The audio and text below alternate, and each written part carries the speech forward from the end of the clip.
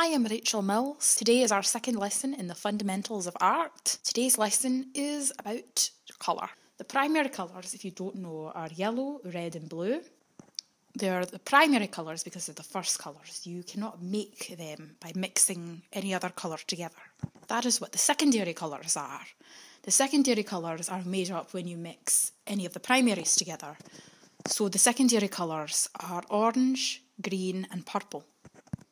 And the last colour we'll be speaking about are the tertiary colours, which would be yellow-orange, yellow-green, blue-purple, red-purple and red-orange. For today's first project, we'll be making a colour wheel. You put down your primary colours, and in the space between your primary colours, you will have a secondary colour.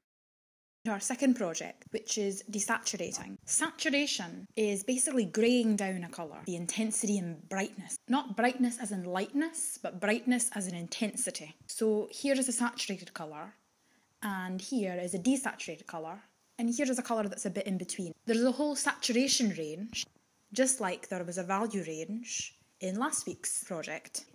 To desaturate a colour, you basically add the opposite colour. To explain that, the opposite of red is green. So if I want to desaturate my red, I will add a bit of green. And if I want to desaturate my green, I will add a bit of red. You can figure out the opposite colour or complementary colour by looking at your actual colour wheel and seeing what colour is across from it. Or you can remember by what primary is left out. So red and blue together make purple. The last primary colour that was not included in making purple is yellow. So the opposite of purple is yellow. So if I want to desaturate my purple, I'll add yellow. And again, if I want to desaturate my yellow, I will add a bit of purple. So for our next project, you will find 3 colours to desaturate and make a sort of scale. I'm going to discuss warm colours and cool colours. Warm colours are closer to reds, while cool colours are closer to blue. Think about actual temperature. If you look at fire and things, that makes you think of warmth. While you look at ice, that would make you think of blue. However, a blue can still be a warm blue. If you compare the blue to perhaps a red, yes, it might look cooler. But if you compare a warm blue with a cool blue, they're different. The warm blue is slightly purpley, while the cool blue is a bit greener. That is a good way to figure out colour temperature. If you look at this yellow, it's a bit greener. If you look at this yellow, it's a bit oranger. Before we begin our next project, I'm just going to quickly mention shades and tints. When we add black to a colour, it can grey it, and we call that a shade.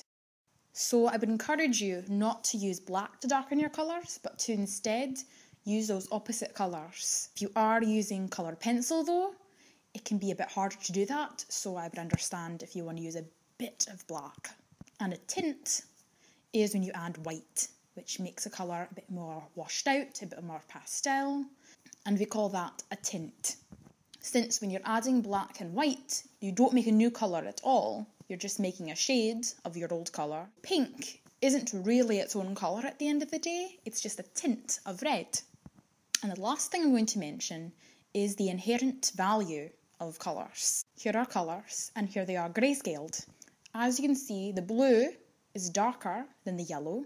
It's actually slightly lighter than the red. The purple, its value is really close to the blue, but not quite. The value of the green and the orange are also very similar. But as you can see, they have these different values to them. So, even when you're not using black and white, value is still involved, even in colours.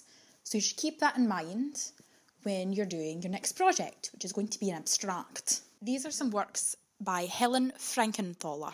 She was an abstract expressionist, so if you do want, you can try to convey emotions in your abstract. Frank Stella, you can see those geometrical shapes and things. And if you look at Mark Rothko, you can see that his paintings are strictly about colour. So when you do your abstract, I would encourage you to colour mix.